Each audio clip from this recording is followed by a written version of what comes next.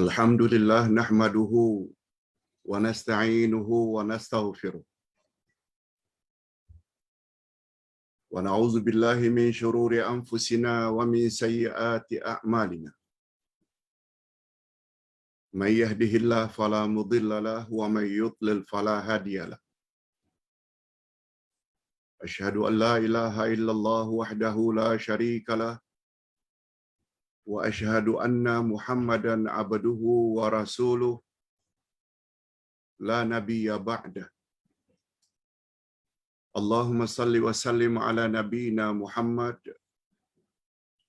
wa ala alihi wa sahbihi ajma'in, amma ba'd. Hadirin dan hadirat serta para pemirsa yang saya hormati, Assalamualaikum warahmatullahi wabarakatuh.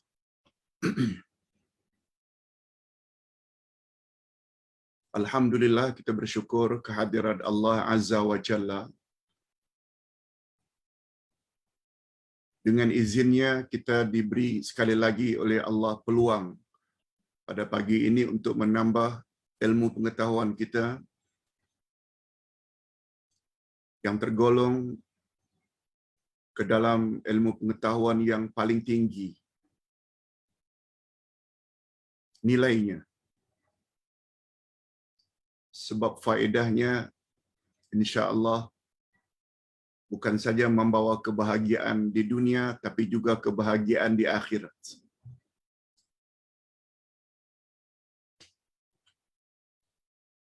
Sebab para sahabat Nabi sallallahu alaihi wasallam juga salafus saleh berkata,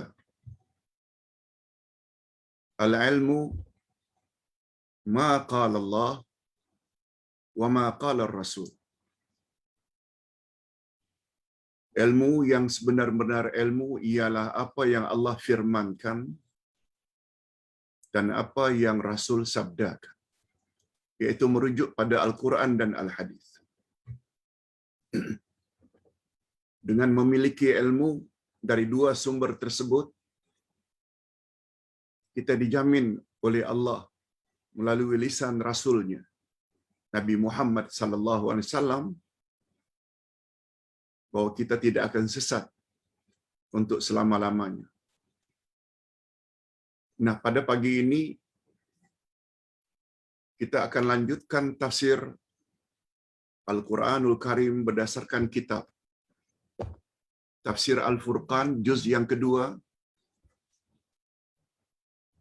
halaman 119,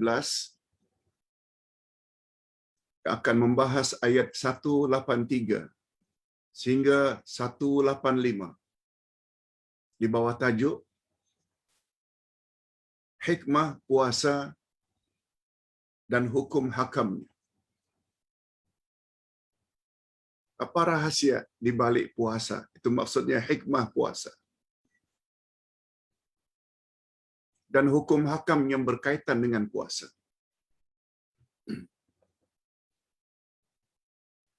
Mungkin ada di antara jamaah yang mengatakan sepertinya kurang tepat topik ini dibahas sekarang, Pak Ustaz.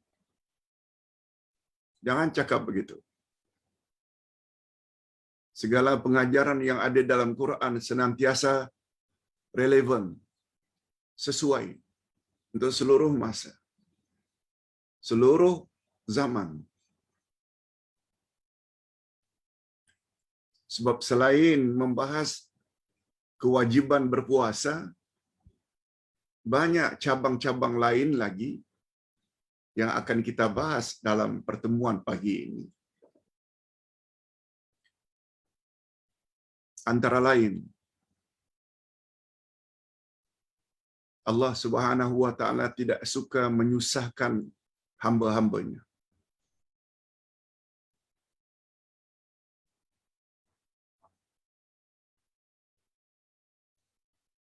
Dengan kata lain, di dalam pembahasan pagi ini membuat kita tahu bahwa dalam Islam bukan hanya ada satu hukum yang dipanggil azimah, hukum asal, juga terdapat hukum yang kedua, yaitu rukhsah, hukum kelonggaran.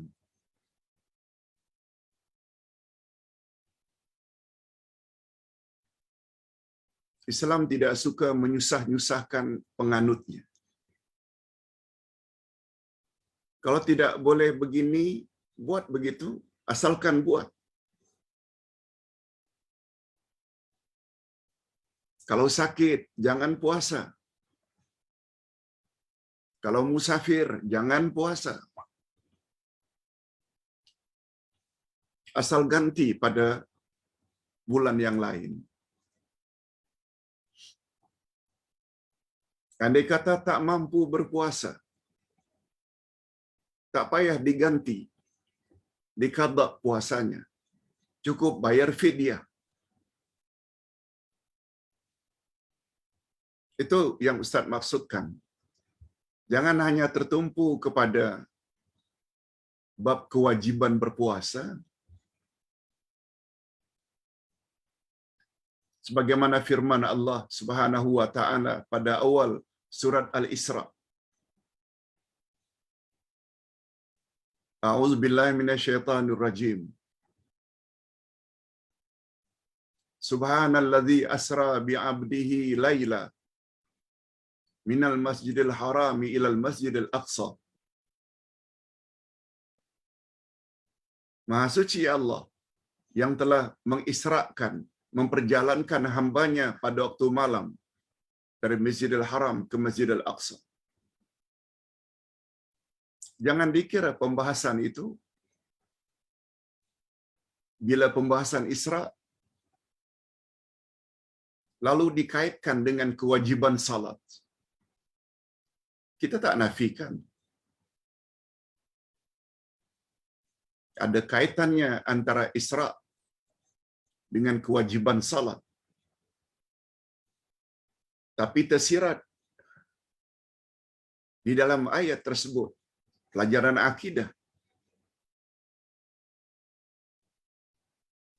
Karena meyakini peristiwa Isra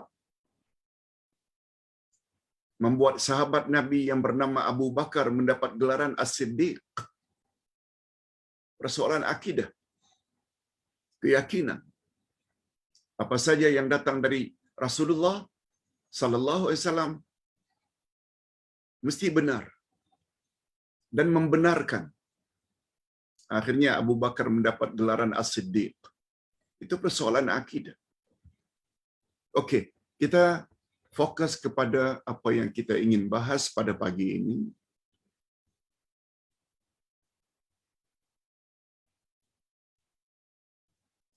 Dari 3 ayat, Ustaz ingin baca satu ayat saja. Pertama, ayat 183 untuk mendapat keberkatan. A'udzubillahi minasyaitonirrajim. Ya ayyuhalladzina amanu kutiba alaikumus shiyam kama kutiba alal ladzina min qablikum la'allakum tattaqun. Wahai orang-orang yang beriman, diwajibkan ke atas kamu berpuasa sebagaimana telah diwajibkan umat-umat sebelum kamu. Mudah-mudahan dengan berpuasa kamu menjadi manusia yang bertakwa.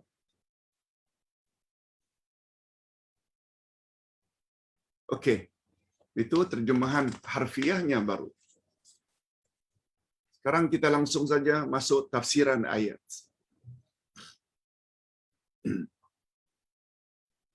Kalau pada ayat-ayat sebelum ini Allah Subhanahu wa taala telah menjelaskan tentang hukum qisas dan wasiat. Qisas kita dah tahu dah. Jika terbukti seseorang itu membunuh,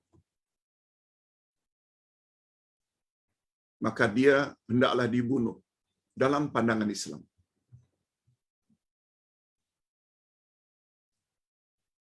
Atau jika keluarga yang dibunuh itu memaafkan,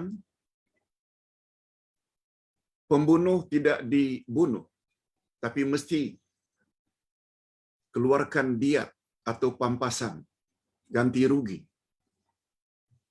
Begitu juga sebelum ini kita telah bahas tentang wasiat.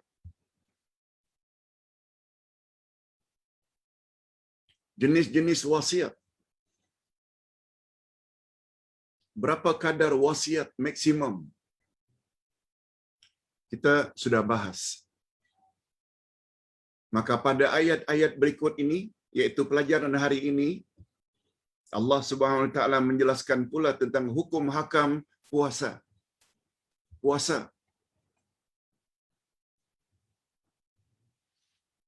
Hadirin dan hadirat, pengetahuan tentang puasa ini sangat mustahak. Sehingga Nabi sallallahu alaihi wasallam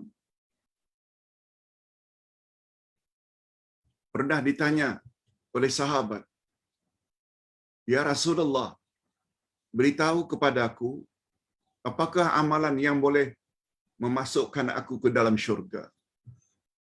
Kata Nabi, "Hendaklah kamu berpuasa."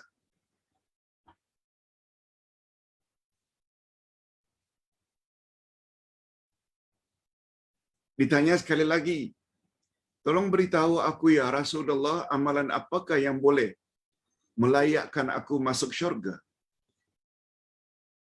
Lagi-lagi Nabi jawab dengan jawaban yang serupa, "Hendaklah kamu berpuasa."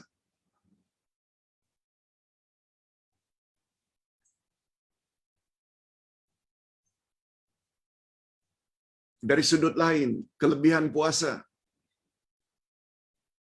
yang tidak dimiliki oleh ibadat-ibadat lain. Untuk orang yang berpuasa, Allah sediakan pintu khas. Namanya Babur Rayyan. Pintu Rayyan. Pintu tersebut hanya boleh dimasuki oleh orang-orang yang berpuasa saja. Kita tak pernah dengar ada pintu khas untuk salat. Walaupun salat ada kelebihan tersendiri, kita tidak pernah dengar ada pintu khas orang yang berzakat, orang yang haji, orang yang umrah. Tapi untuk puasa ada pintu special. Okey. Kita ulang sekali lagi ayat 183 Al-Baqarah. Ya ayyuhalladzina amanu kutiba alaikumus siyam kama kutiba alal ladzina min qablikum la'allakum tattaqun. Wahai orang-orang yang beriman, ini panggilan kesayangan daripada Allah. Merupakan panggilan yang terbanyak dalam Al-Quran.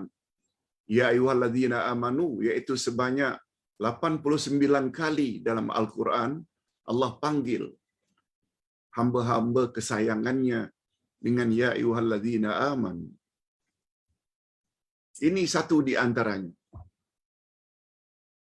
Diwajibkan ke atas kamu berpuasa, sebagaimana telah diwajibkan ke atas orang-orang sebelum kamu, supaya kamu bertakwa. Dalam ayat ini Allah Subhanahu wa taala mewajibkan terhadap orang-orang yang beriman agar berpuasa sebagaimana dia mewajibkannya terhadap umat sebelum mereka. Semoga dengan ibadat puasa mereka akan menjadi manusia yang bertakwa. Semua kita tahu derajat yang paling tinggi dalam Islam adalah takwa. Allah menyebut dalam Al-Quran, orang yang lulus, berhasil meniti siratal mustaqim sehingga sampai ke destinasi syurga, hanya orang yang bertakwa.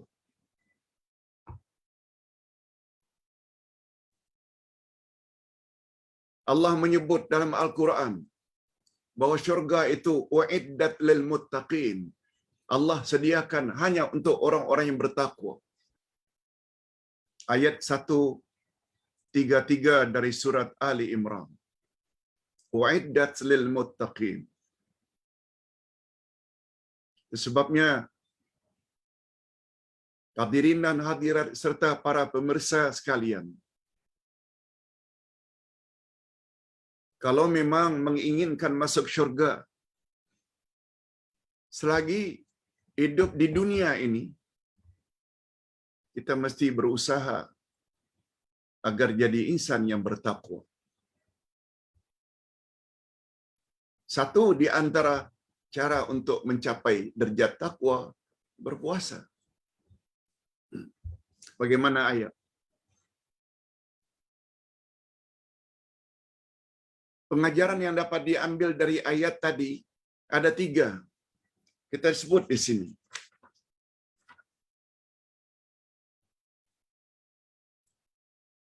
Allah Subhanahu wa taala mewajibkan puasa ke atas orang yang beriman.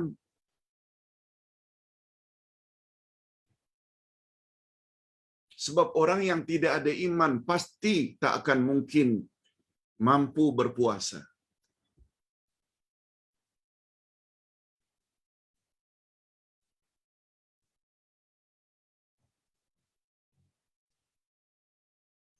Sebab seseorang boleh menipu kepada sesama manusia.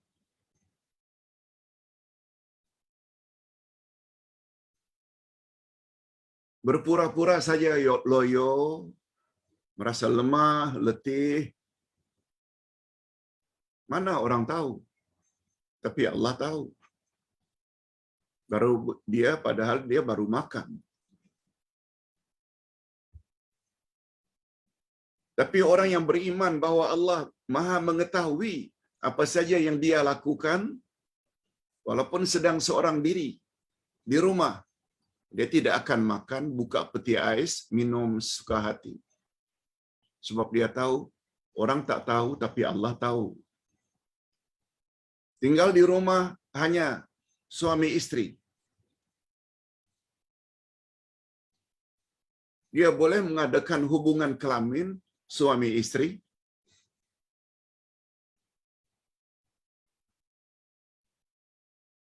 Orang lain tak tahu, tapi Allah tahu. Yes, itu maksudnya. Mengapa Allah tidak sebut dengan panggilan ya ayuhan nas, tapi ya ayyuhallazina amanu, diwajibkan ke atas kamu berpuasa? Ini memberi isyarat puasa tak akan mungkin dapat dilakukan dengan sempurna kecuali orang yang ada iman. Yang kedua, pengajarannya, puasa ini adalah syariat yang sudah diwajibkan oleh Allah kepada umat terdahulu. Bukan bermula dari umat Nabi Muhammad sallallahu alaihi wasallam. Itu sebabnya Allah sebut diwajibkan ke atas kamu berpuasa sebagaimana telah diwajibkan umat terdahulu. Maknanya umat terdahulu pun ada puasa juga. Dalam kitab tafsir disebut sejak Nabi Nuh lagi puasa yang diwajibkan 3 hari. Zaman Nabi Musa juga ada puasa. Tapi bezanya puasa zaman Nabi Musa Yahudi dengan puasa kita, puasa umat Nabi Muhammad, ada beza. Antara lain, mereka tidak makan sahur. Sesuai dengan sabda Nabi, al-farqu baina siyamina wa siyamal yahud aklatus sahur, atau kama qala Nabi sallallahu alaihi wasallam. Pembeza puasa kita dengan puasa Yahudi adalah makan sahur. Mereka tak ada makan sahur. Itu sebabnya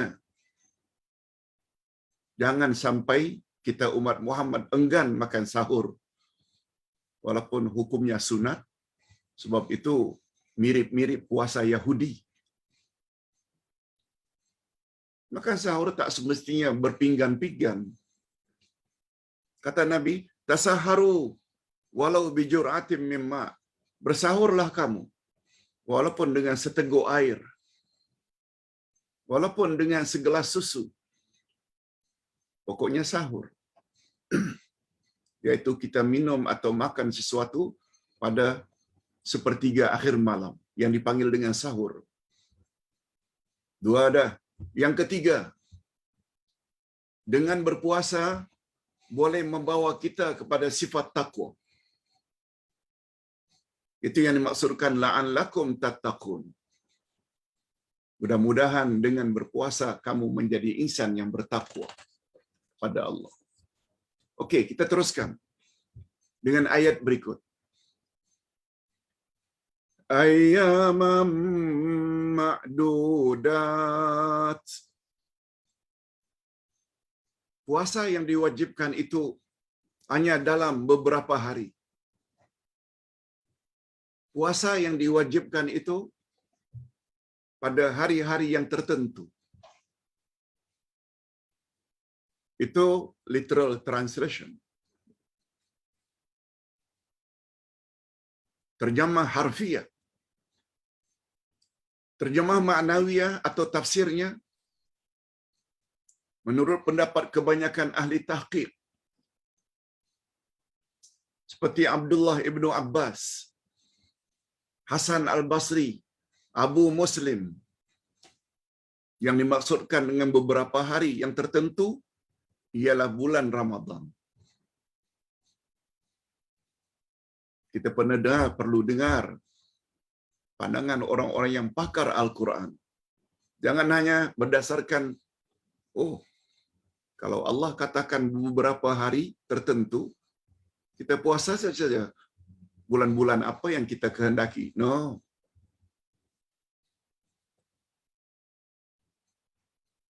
Puasa yang diwajibkan itu adalah puasa dalam bulan Ramadan. Adapun bilangannya berapa hari? Nabi Muhammad sallallahu alaihi wasallam pernah ditanya, "Ya Rasulullah, beberapa hari diwajibkan kita berpuasa? Berapa hari sebenarnya ya Rasulullah?" Hanya Nabi memberi isyarat. Maksud ayyam ma'dudat, beberapa hari dalam bulan Ramadan itu, Nabi goyangkan 3 kali kedua-dua tangannya. 3 kali. Ayyam ma'dudat maksudnya begini. Ini maknanya 10. Nabi goyangkan sekali lagi yang kedua, 20. Nabi goyangkan kali ketiga, 30. Kemudian Nabi sambung, wa ahyanan, kadang-kadang, sometimes. Nabi gerakkan lagi sekali, 2 kali, dan kali yang ketiga Nabi lipatkan ibu jarinya yang satu. Maknanya 9. Kesimpulannya, puasa Ramadan itu kadang-kadang 30 hari dan kadang-kadang 29 hari. Dan andai kata diisytiharkan 29 hari puasa, ikut saja. Jangan kita katakan puasa kita kurang. No. Malah pada hari 30 yang sepatutnya 1 Syawal, karena ingin lengkapkan 30 lalu berpuasa, maka kita telah melakukan perkara haram. Sebab salah satu dari 5 hari haram berpuasa adalah 1 Syawal. Yang kedua, 10 Zulhijjah, hari raya Idul Adha, ditambah dengan 3 hari, 11, 12, 13 bulan Zulhijjah yang kita panggil dengan hari Tasyrik.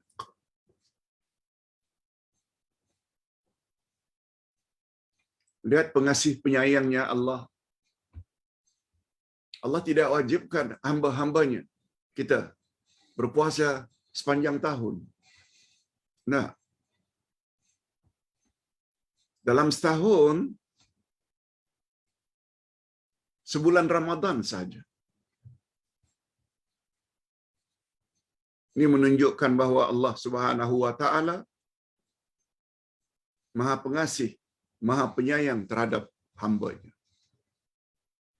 Nah, kita teruskan dengan ayat berikut atau sambungan ayat 184.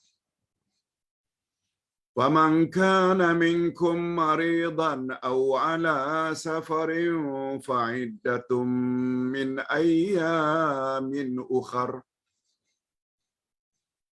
Barang siapa antara kamu ada yang sakit,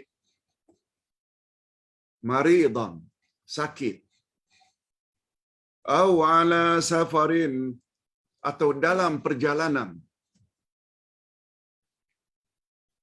lalu dia berbuka, maknanya boleh berbuka, boleh tidak berpuasa. Fa'iddatum min ayyamin ukhar. Hendaklah dia berpuasa pada hari-hari yang lain. Maksudnya qada. Di dalam ayat ini pula Allah memberi keringanan. Ini dia yang Ustaz maksudkan. Dalam ayat ini Allah memberi rukhsah, keringanan pada orang sakit dan musafir untuk tidak berpuasa Ramadan.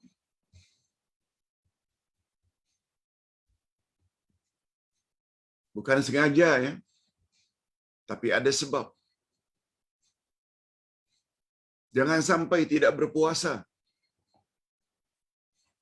karena sibuk buat kuih, muih, buat dodol.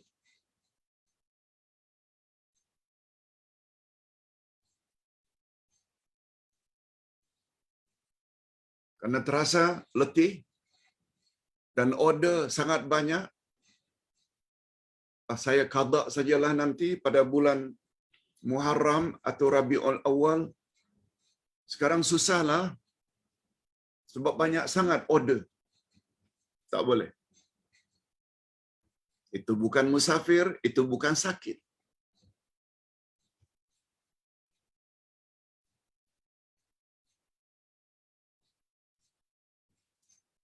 Hadirin dan hadirat rahimakumullah. Namun demikian, mereka mestilah mengqadanya pada hari yang lain, di luar Ramadan, dalam tahun tersebut. Ya, qada mestilah dalam tahun tersebut.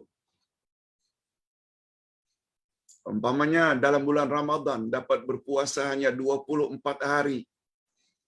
6 hari tak puasa. Kita dah bahas tentang puasa sunat Syawal. Kita boleh melakukan salat puasa sunat Syawal dahulu. Qada kita delay asalkan dalam tahun itu. Ada pendapat yang mengatakan boleh. Sebab 6 hari tak puasa ditambah pula 6 hari Syawal. Jadi 12 hari. Rasanya agak menyulitkan. Sebab para ulama fiqh berkata, mengqada puasa Ramadan perlu dilakukan fauran atau tarakhi. Ada istilah fauran, mesti dibuat segera, atau tarakhi, boleh delay. Pendapat yang lebih kuat, puasa qada boleh delay dengan mendahulukan puasa sunat Syawal 6 hari. Dan pendapat yang kuat tidak boleh combine. Kita dah sebut dulu sebab-sebabnya.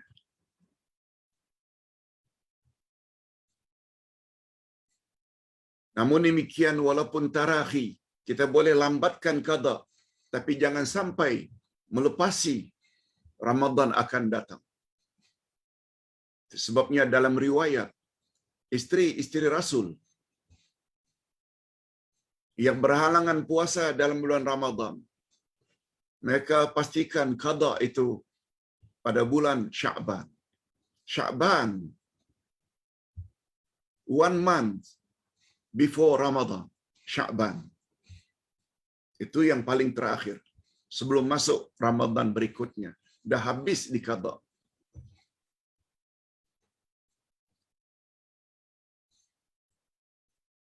Okey, untuk detailnya nanti bila dekat-dekat Ramadan kita akan bahas perkara ini. Hadirin dan hadirat, hikmah di balik, ini hikmah, iaitu rahasia di balik keringanan ini. Ini pengajaran. Hikmah di balik pengajaran ini atau keringanan ini ialah karena sakit dan perjalanan adalah menyusahkan. Itu di antara sebabnya. Masyaqqah.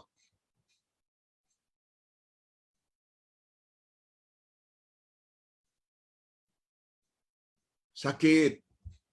Pada masa yang sama kita berpuasa.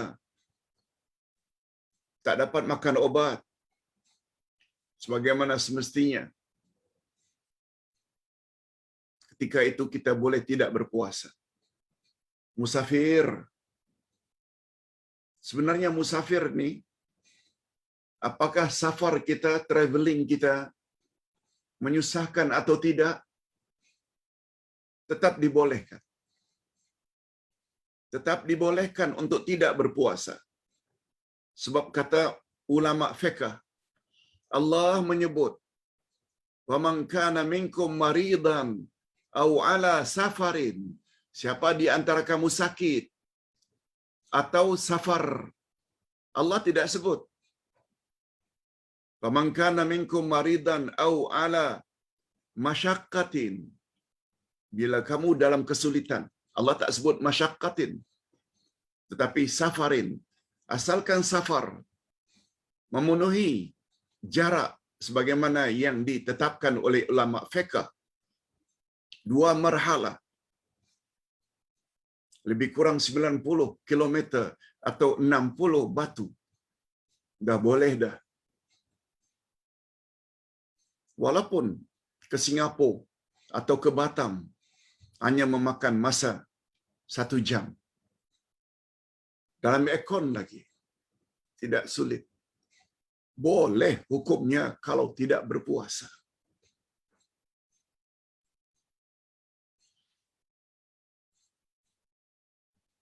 Dan setiap kesusahan akan menarik kemudahan. Ini kaedah. Kita perlu tahu kaedah ilmu usul. Kalau selama ini kita pernah dengar ad-darurat tubihul mahzurat. Bila sampai ke peringkat emergency, maka apa yang tak boleh hukumnya jadi boleh. Seperti terlalu lapar boleh membawa mati kalau tak makan. Boleh makan bangkai. Boleh makan daging khinzir. Itu kaedah. Nah yang ini pula ada kaedah lain. Al-masyaqqah tajlibut taisir. Maksudnya, al-masyaqqah, kesusahan, dia boleh menarik kemudahan. Dia boleh menarik kemudahan. Itu kaedah. Contoh, walaupun pada asalnya, salat fardu mesti berdiri. Tapi menyusahkan. Sakit lutut, tak kuat berdiri. Boleh duduk. Itu maksudnya. Kesulitan, dia menarik kemudahan. Bila tidak dapat beruduk karena ada bahagian yang dibalut dengan simin atau dengan bubble, kita boleh tayamum. Atau tak payah kita buka balutan, tapi cukup di atasnya saja. Semuanya keringanan belaka.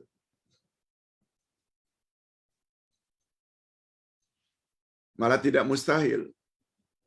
Jangan terkejut kalau Ustaz katakan. Jangan terkejut. Orang yang mengambil keringanan untuk salat duduk, berbanding dia tahan rasa sakit, tidak berdiri juga. Tak mustahil yang salat duduk lebih afdal daripada salat berdiri. Andai kata salat berdiri, sukar baginya untuk mendapat khusyuk.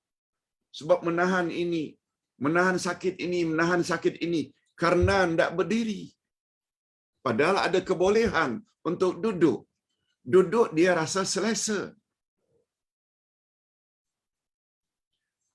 Bila selesa, dapat menolong kekhusyuan.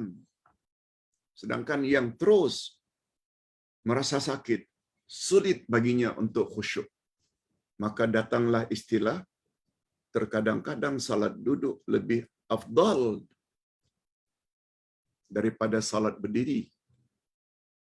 Kalau salat berdiri itu ketiadaan khusyuk. Malah Nabi Muhammad sallallahu alaihi wasallam pernah bersabda, Allah menyuruh kita mengambil rukhsah sebagaimana Allah suruh kita mengambil azimah. Azimah bila sedang tidak uzur. Bila uzur, ambillah rukhsah. Apalagi baginda Rasul sallallahu alaihi wasallam pernah mengatakan, bila kepadaku ada dua pilihan untuk melakukan satu-satu perkara. Satu agak menyusahkan, satu membawa keringanan. Maka aku akan ambil mana yang lebih ringan, asalkan dia tidak membawa kepada dosa.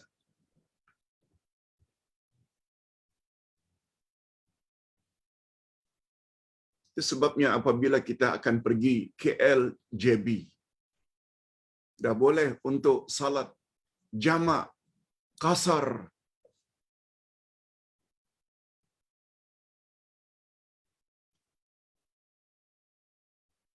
Juga boleh buat tamam 4 rakaat sampai dinilai, dan 4 rakaat nanti sesampainya di JB jam 5 petang. Tak salah. Tapi membawa keringanan tak? Keringanan. Itu yang dipilih oleh Nabi. Apalagi semua kita tahu Islam adalah agama yang mudah. Jangan menyusah-nyusahkan diri dan mendakwa kononnya makin susah amalan itu kita lakukan makin afdal. No.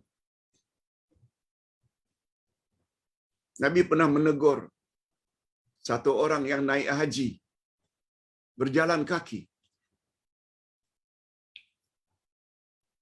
Unta hanya ditarik saja talinya, jalan kaki. Nabi tanya, "Hei fulan, mengapa kamu jalan? Sedangkan ada unta."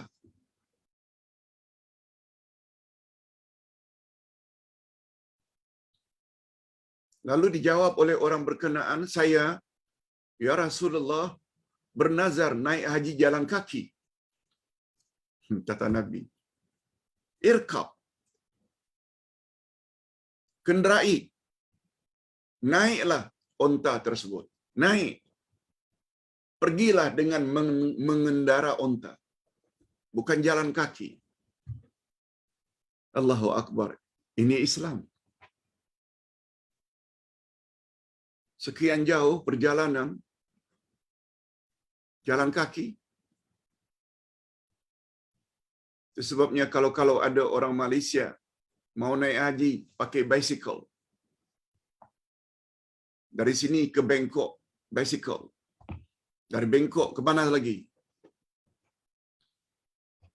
Ke Burma, ke India, Pakistan, masuk pula kawasan-kawasan Iran sana, negara Syam, lalu sampai ke Arab Saudi untuk haji.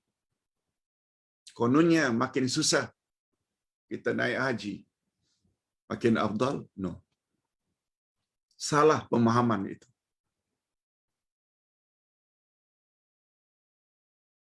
Dan juga sangat sesuai dengan firman Allah. Apa kata Allah dalam surah Al-Baqarah ayat 185? Nanti kita akan jumpa. Allah menghendaki kemudahan bagimu dan tidak menghendaki kesukaran bagimu. Coba tengok. Allah suka memudahkan kamu. Dan Allah tidak suka menyusahkan kamu.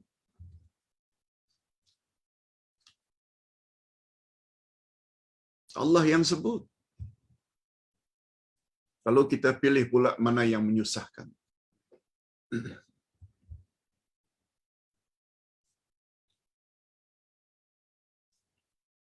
Itu sebabnya terus terang saja bagi Ustaz, apalagi sudah berumur sekian, ceramah online Ustaz lebih selesa daripada dipanggil ke masjid, ke dewan, ke rumah. Rasanya lebih selesa. Secara online. Sampai juga mesej kita. Malah pendengar lebih banyak daripada kita buat seperti biasa. Yang kadang dihadiri oleh 100 orang, kadang-kadang 50 orang, kadang-kadang 30 orang. Berbanding banyaknya orang dapat manfaat dari ceramah secara online. Mungkin sampai ribu-ribu orang tak boleh mendengar. Malah YouTube yang kita rekod ini boleh kita share dengan kawan-kawan kita di seluruh dunia. Mudah saja sekarang. Makin besar ganjarannya. Bukan karena semakin susah. No. Cari mana yang paling mudah. Itu sebabnya Ustaz ucapkan syabas, tahniah dan terima kasih kepada yang tolong beli handycam ini, yang tolong beli mic ini dengan harga yang cukup mahal, yang membeli laptop ini, yang menghadiahkan kursi yang rasanya duduk dengan selesa. Semua ini mereka akan mendapat ganjaran setiap penyampaian yang Ustaz sampaikan. Allahu Akbar. Sebagaimana Ustaz ditanya, Pak Ustaz, Mahfaza Batam itu kan besar, biaya elektrik, biaya air. Saya ingin bayar Ustaz tiap bulan untuk elektrik. Masya Allah. Lalu Ustaz hubungi Batam. Akhirnya dapatlah sekian. Ustaz beri saya peluang ya untuk memberi sumbangan untuk bayar elektrik bulan ini. Dan bulan berikutnya saya bayar airnya. Subhanallah. Setiap anak-anak tahfiz itu menghafal Quran melalui cahaya elektrik. Setiap orang yang salat di masjid sana ambil uduk. Semua tersebut, orang tersebut mendapat ganjarannya. Allahu Akbar. Ini ciri-ciri orang yang panjang akal. Ciri-ciri orang yang panjang akal. Bersungguh-sungguh. Okey, kita teruskan. وَعَلَى الَّذِينَ يُطِيقُونَهُ فِدْيَةٌ طَعَامُ مِسْكِينٍ فَمَنْ تَطَوَّعَ خَيْرًا فَهُوَ خَيْرٌ لَهُ وَأَنْ تَصُومُوا خَيْرٌ لَكُمْ إِنْ كُنْتُمْ تَعْلَمُونَ. Dan wajib bagi orang-orang yang berat menjalankannya dan wajib bagi orang-orang yang berat menjalankannya sehingga dia akhirnya tidak berpuasa. Wajib baginya membayar fidyah, yaitu memberi makan seorang miskin. Ini bukan qada, bayar fidyah. Andai kata sakitnya cukup kronik, walaupun masih muda, kansernya sudah stage 4, atau terlalu tua, umur 90 tahun, 95 tahun, tak tahan untuk berpuasa, tak payah puasa. Cukup bayar fidyah saja.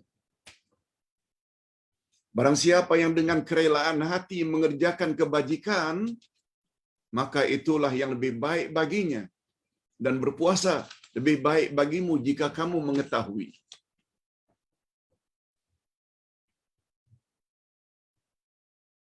Walaupun mereka yang tidak berpuasa boleh bayar fidyah, tapi andai kata mereka ingin mendapat ganjaran yang lebih,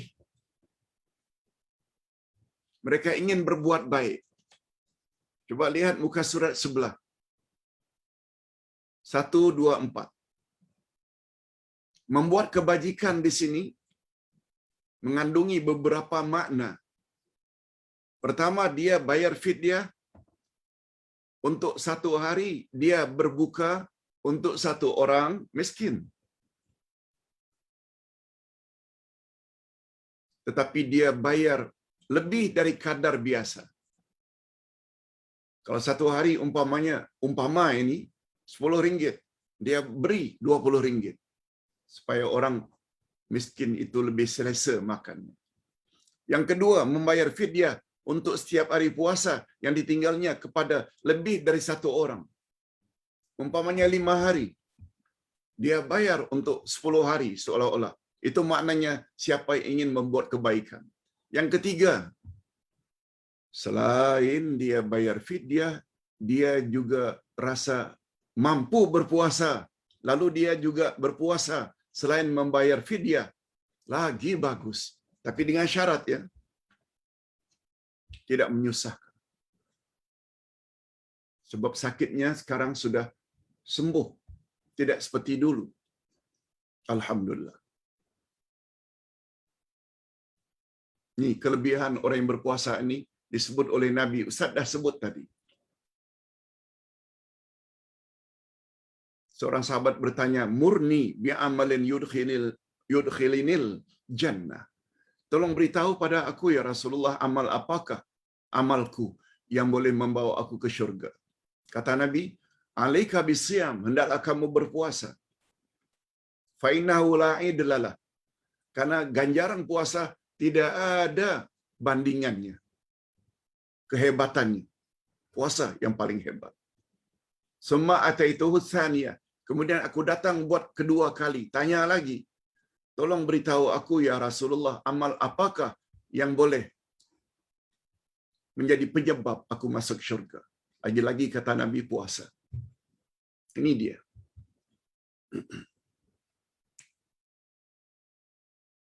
Kemudian Allah Subhanahu wa taala teruskan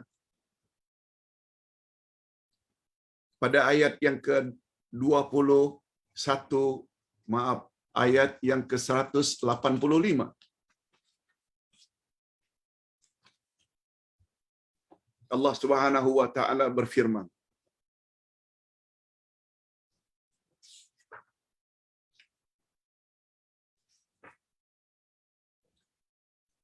"Faman syahida minkum asy-syahra falyasum."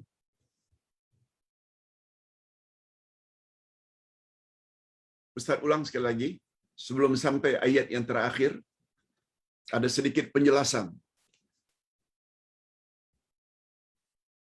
Yaitu mengapa puasa amal yang paling memungkinkan untuk kita layak masuk syurga? Karena puasa Ramadan itu, dalam bulan itulah Allah turunkan Al-Quran. Ini ayatnya. Syahrul Ramadan allazi unzila fihi al-Quran hudan linnas. Bulan Ramadan diturunkan di dalamnya mula-mula Al-Quran. Apalagi Ramadan itu disebut sebagai penghulu semua bulan. Quran pula diturunkan dalam bulan Ramadan. Lalu kita pula berpuasa. Hebat, sungguh ganjaran orang-orang yang berpuasa. Tanpa menafikan ganjaran yang besar juga jika kita lakukan puasa-puasa sunat selain dari bulan Ramadan.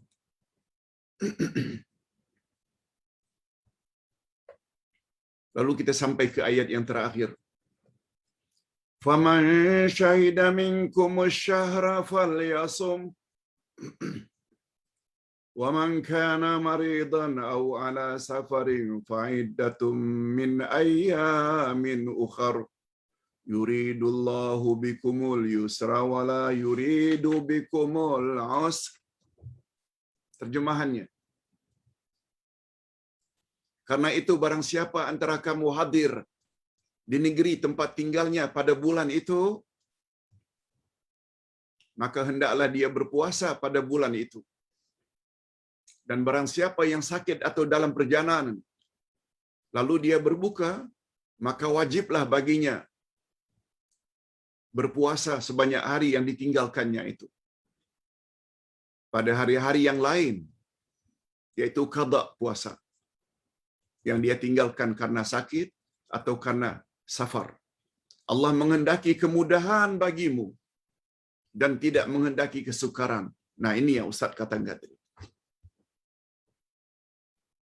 Kita ingin buat apa yang Allah suka ke atau apa yang Allah tak suka? Jawabnya tentu saja, sebagai orang beriman, orang yang berfikiran waras,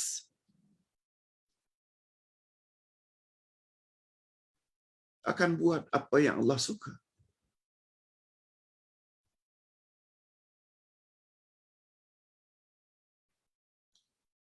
Agama ini walaupun menyuruh kita gunakan akal, tapi jangan sampai akal kita ini mengatasi Al-Quran. Kita suka buat apa yang Allah sukai. Allah suka, Rasul suka bila musafir buat jamak qasar. Kita pula kata, R&R di mana-mana selesa, Pak Ustaz. Kan lebih baik buat itmam atau tamam 4 rakaat. Tanpa jamak, tanpa qasar.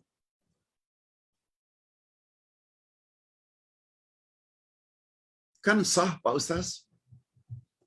Jawab Ustaz, memang sah. Tapi yang Allah suka itu, bila kamu jamak dan qasar. Kalau jamak qasar itu Allah suka, maknanya Allah tak suka kita tinggalkan jamak dan qasar.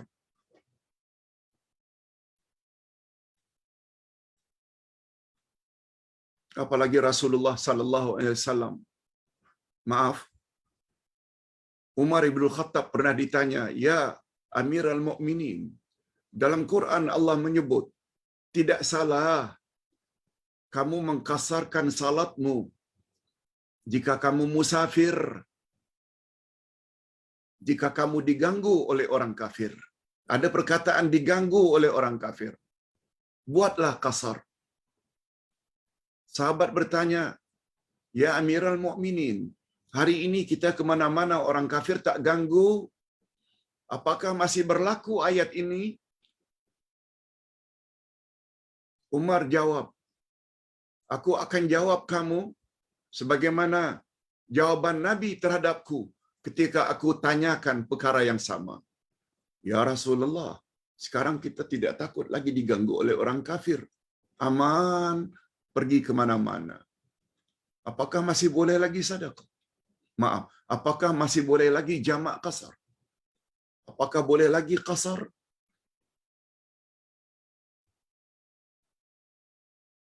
Nabi Muhammad sallallahu alaihi wasallam, "Sadaqatun minallah faqbalu sadaqatah." keringanan kasar dalam perjalanan itu sedekah, pemberian daripada Allah, maka terimalah olehmu pemberian atau sedekah daripada Allah. Jawabnya, Nabi, boleh walaupun kamu dalam keadaan aman. Itu sedekah daripada Allah. Anugerah daripada Allah. Lalu kita tak mau ambil. Coba dengar apa komen Imam Malik rahimahullah. Imam mazhab Maliki. Apa kata Imam Malik? Siapa yang tidak kasar dalam perjalanan, dia tergolong orang yang kufur nikmat. Tak pasal-pasal jadi kufur nikmat. Kemudahan diberi, tapi tak mau ambil. Padahal itu sedekah daripada Allah, kata Nabi. Atas dasar itu Imam Malik kata, orang yang tidak mengambil keringanan yang telah diberi oleh Islam, dia termasuk kufur nikmat. Ini yang Ustaz maksudkan. Kita bercakap bukan sekedar tentang puasa. Tapi hikmah di balik itu banyak. Antara lain, ingin memperkenalkan bahwa Allah itu suka kemudahan dan Allah tidak suka kita memberat-beratkan yang sepatutnya tidak berat. Hadirin dan hadirat rahimakumullah. Bahagian terakhir dari ayat terakhir tadi 185, apa kata Allah pada halaman yang ke-127? Walitukmilul iddata walitukabbirullaha ala ma hadakum la'allakum tashkurun. Dan hendaklah kamu mencukupkan bilangannya. Dan hendaklah kamu mengagungkan Allah, membesarkan Allah atas petunjuknya yang diberikan kepadamu, supaya kamu bersyukur. Maksudnya pula, atau tafsiran ayat ini, kamu dibolehkan futur. Kamu dibolehkan berpuasa dalam dua keadaan, yaitu sakit dan safar, karena Allah menghendaki kemudahan untukmu.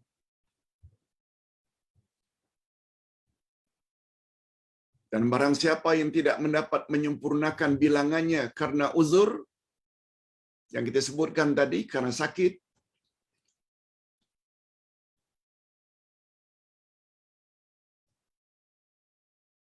maka hendaklah dia menyempurnakan bilangan itu dengan menggantikannya pada hari lain, yaitu qada. Kita dah sebut tadi. Qada itu jangan sampai melepasi Ramadan tahun itu.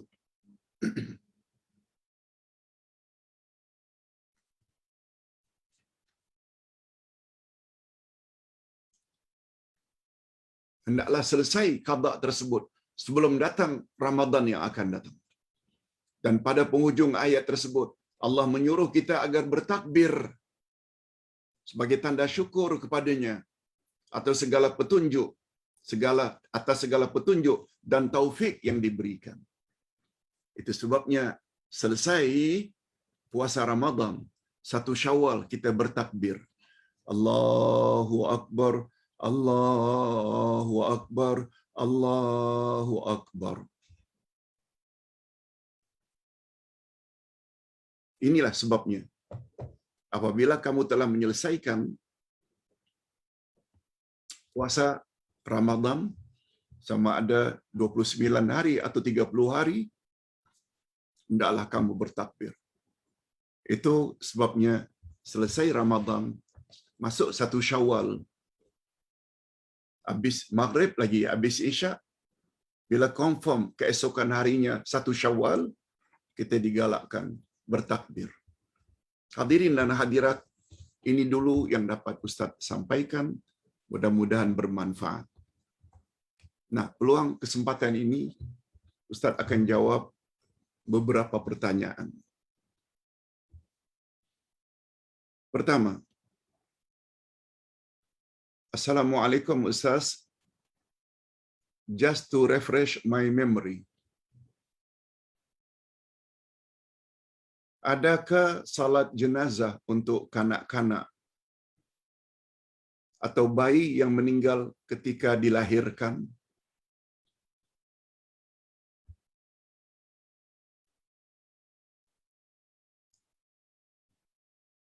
To my knowledge, salat jenazah dilaksanakan untuk memohon keampunan daripada Allah. Kanak-kanak atau bayi, mereka tidak ada dosa. So, adakah perlu didirikan salat jenazah atau hanya cukup dengan mengkafankan saja lalu ditanam? Untuk menjawab pertanyaan ini,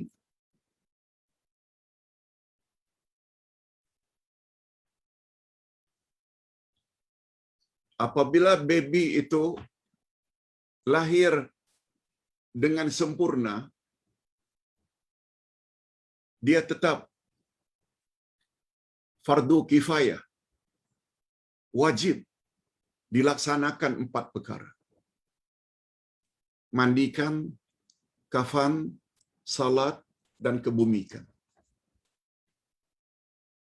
Lahir, lain halnya kalau keguguran baru 2 bulan, 3 bulan, belum sempurna lagi, dah meninggal atau dah keguguran, keluar. Itu lain. Ini ketika lahir dah sempurna 8 bulan ke 9 bulan, 9 bulan 9 hari ke, dah sempurna baby. Maka fardu kifayah mesti lakukan 4 perkara yang kita sebutkan tadi.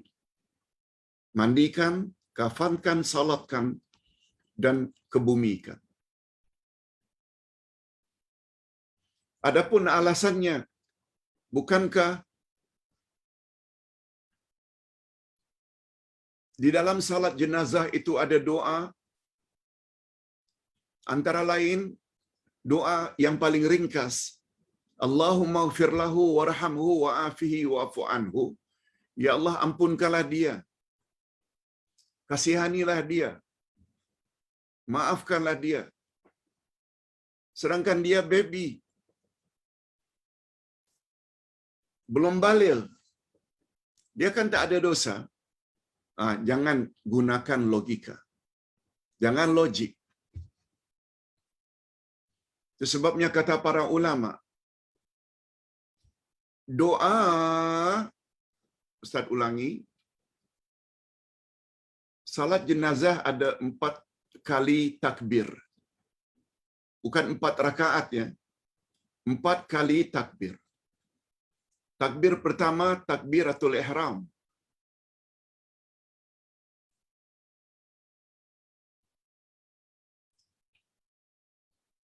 Setelah takbiratul ihram, kita baca Al-Fatihah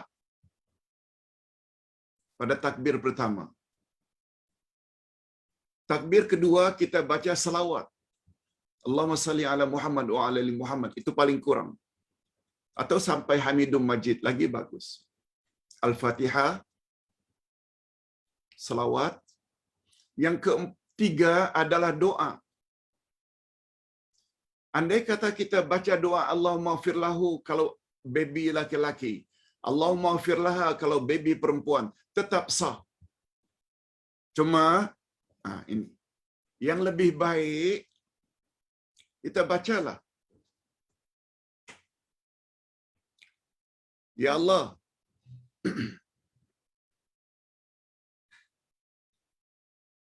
jadikanlah baby ini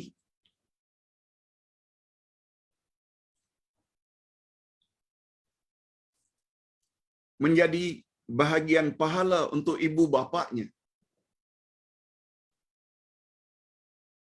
Itu yang seharusnya. Nanti boleh baca insya-Allah, sebab Ustaz juga sudah tulis doa jenazah. Ada doa jenazah untuk orang dewasa, dan bahagian akhir Ustaz letakkan doa-doa bila yang meninggal itu baby.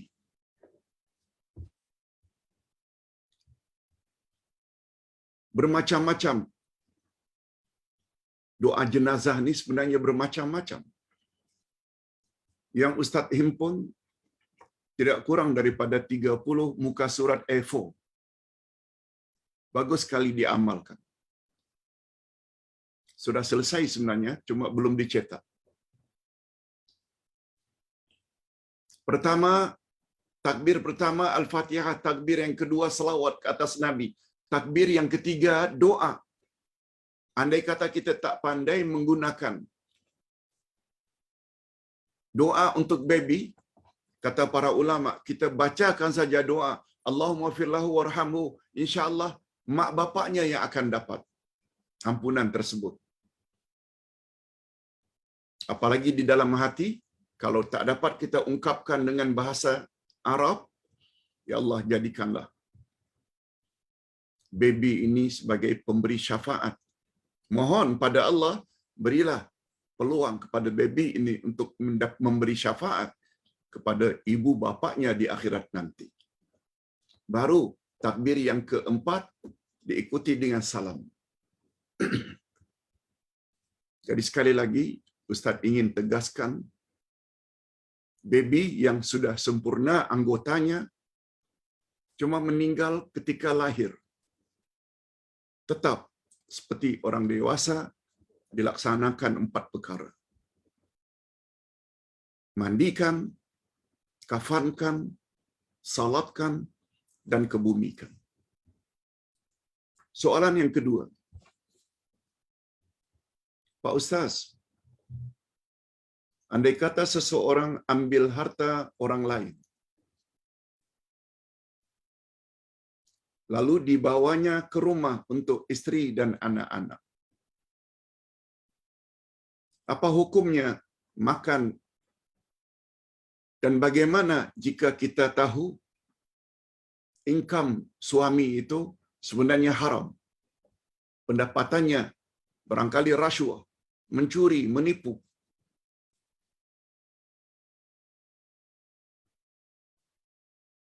Adakah cara untuk mensucikan duit itu tersebut? Ada cara tak untuk mensucikan duit tersebut? Hadirin dan hadirat,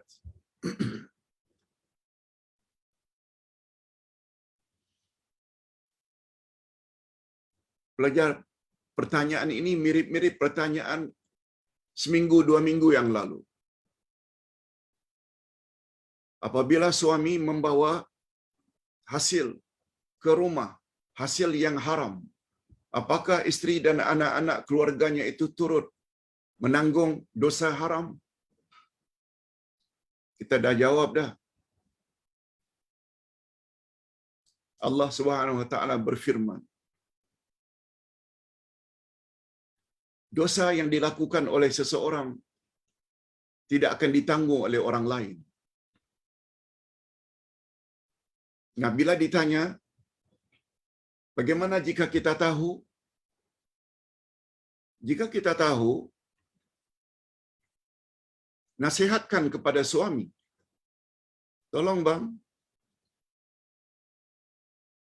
jangan bawa hasil pendapatan yang haram-haram. Kami tak mau. Tolong abang, pastikan income tersebut halal supaya hidup kita diberkati. Nasihat suami. Tapi dosa tetap ke atas suami. Macam mana cara untuk kita menggunakan duit yang tidak patuh syariah? Istilahnya duit haram atau syubhat. Duit riba ke? Kalau duit tersebut duit rasuah, kembalikan pada kerajaan. Kalau duit itu duit hasil tipuan kita dari seorang, kembalikan, itu caranya. Sebab tobat tidak akan diterima andai kata melibatkan hak orang lain. Cuma cara untuk mensucikannya, kita serahkan. Sebab menyerahkan harta kepada orang lain ini, dia ada 2 cara. Cara pertama taqarrub. Cara yang kedua takhallus. Umpamanya kita berhutang kepada non-muslim. Lalu non-muslim tersebut mati. Keluarga dekatnya tak dapat kita ketahui, juga tidak tahu alamatnya. Harta tersebut tetap bukan milik kita. Kita mesti takhallus. Apa makna takhallus, Pak Ustaz? Tadi Ustaz ada sebut. Bila tujuan kita memberi duit kepada pihak tertentu, pembinaan masjid, pembinaan rumah anak yatim, pembinaan asrama tahfiz, dari duit yang halal, itu namanya taqarrub. Taqarrub maknanya dengan tujuan untuk mendekatkan diri kepada Allah. Sama ada wakaf ke, atau infak, atau sedekah, itu namanya taqarrub. Yaitu beribadat, mendekatkan diri kepada Allah agar mendapat ganjaran pahala. Yes, itu namanya taqarrub.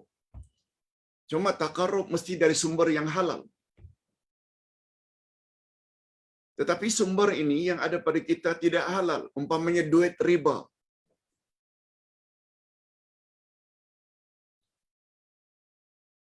Kita hendaklah serahkan duit itu kepada pihak lain. Itu yang namanya takhallus. Takhallus maknanya untuk berlepas diri daripada menanggung harta tersebut. Boleh kita beri jika ada membuat perigi untuk umum, membuat jalan, membuat jembatan, atau kepada fakir miskin tanpa menyebut dari mana sumbernya, serahkan saja. Ini yang namanya takhallus. Kita tidak mengharap ganjaran pahala dari Allah. Bila mengharap ganjaran daripada Allah namanya taqarrub. Yang ini namanya takhallus, tidak melepaskan diri daripada bebanan tersebut. Sebab duit itu bukan duit kita. Kalau itu milik orang lain, mudah-mudahan orang lain yang mendapat pahala bila kita lepaskan. Baik. Terakhir pertanyaan. Pak Ustaz, ada satu bacaan yang disebut oleh penceramah ini.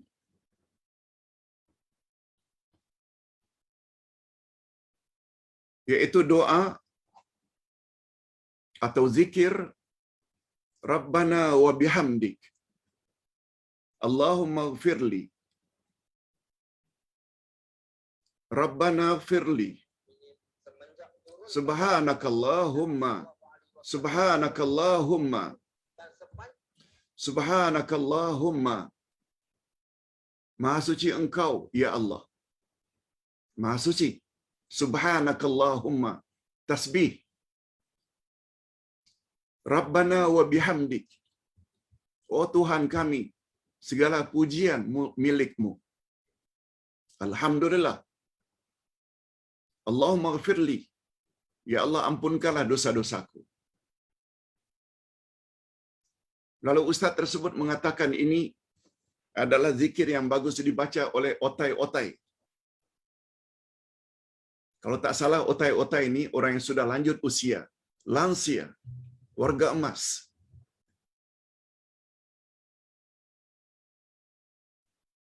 Bolehkah zikir ini kita amalkan? Jawab Ustaz, boleh. Ceritanya begini. Hadirin dan hadirat, ketika turun surah An-Nasr, "Idza jaa nasrullahi wal fath wa ra'aitan nasa yadkhuluna fi dinillahi afwaja." Apabila datang kemenangan. Iza jaa nasrullah, apabila telah datang pertolongan Allah, nasrullah. Di sini dengan makna kemenangan dalam perang Badar. Kemenangan dalam perang Badar. Wal fath, dan penguasaan terhadap kota Mekah yang dipanggil dengan Fathu Mekah. Itu juga dapat nikmat.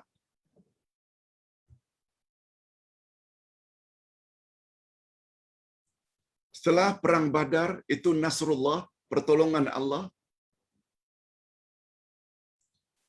Sebab umat Islam hanya 300 lawan 1000 lebih.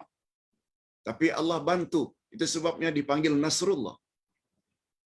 Wal fath, yaitu Fathu Mekah pada tahun 8 Hijriah. 2 tahun lebih kurang sebelum Nabi wafat.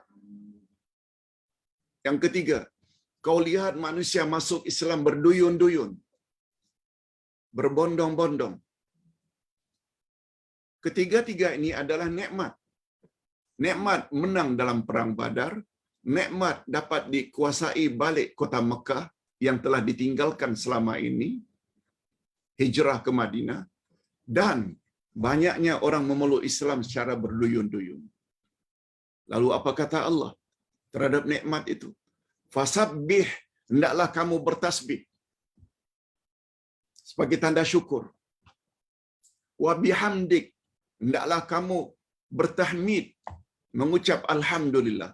Wa bihamdik. Fasabbih, hendaklah kamu bertasbih. Hendaklah kamu bertahmid, wa bihamdik.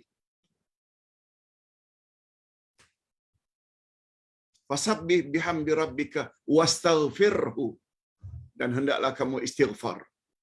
Inilah yang dibaca tadi. Pertama, bacaannya subhanakallahumma, ada kata subhanak, itu fasabbih. Rabbana wa bihamdik, itu alhamdulillah. Allahumma ghfirli, ya Allah ampunkanlah dosaku, fastaghfirhu. Hadirin dan hadirat, Abdullah ibnu Abbas ketika ditanya,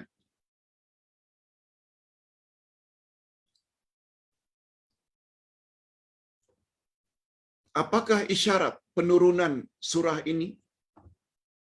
Lihat hebatnya Abdullah bin Abbas. Ayat ini turun sempena al-wa'yu, wa'ad, menandakan bahawa baginda tidak lama lagi akan wafat. Kemenangan dalam perang Badar, penaklukan kota Mekah, dan yang ketiga, manusia banyak berduyun-duyun memeluk Islam. Untuk mensyukuri nikmat itu, hendaklah kamu bertasbih, bertahmid, dan istighfar. Ini sesuai dengan komen Aisyah radhiyallahu anha, istri Rasulullah. Patutlah ketika beliau akan wafat, akhir-akhir hari beliau akan wafat, zikir yang paling banyak baginda sebut adalah subhanallah walhamdulillah astaghfirullah. Cara macam ini pun boleh. Tak perlulah hafal itu. Ingat saja permulaan adalah subhanallah. Fasabbih, hendaklah kamu bertasbih subhanallah. Bihamdi rabbik, hamdi bi rabbik, hendaklah kamu bertahmid alhamdulillah. Wastaghfirhu, yaitu bacaan astaghfirullah. Astaghfirullah. Astaghfirullahal azim. Juga boleh. Oleh sebab itu, andai kata tidak hafal pun doa macam ini, kita boleh baca sebagaimana yang dikatakan oleh Siti Aisyah, subhanallah walhamdulillah astaghfirullah. Subhanallah walhamdulillah astaghfirullah. Itu sebabnya kita yang sudah sampai umur 60 tahun. Sebab Nabi meninggal umur 63. umur 62, 63, 65, 70, 75. Banyak-banyaklah berzikir subhanallahi walhamdulillah astaghfirullah. Subhanallah walhamdulillah astaghfirullah. Cuma urutannya sebaiknya macam itu. Tasbih dahulu. Kemudian bertahmid.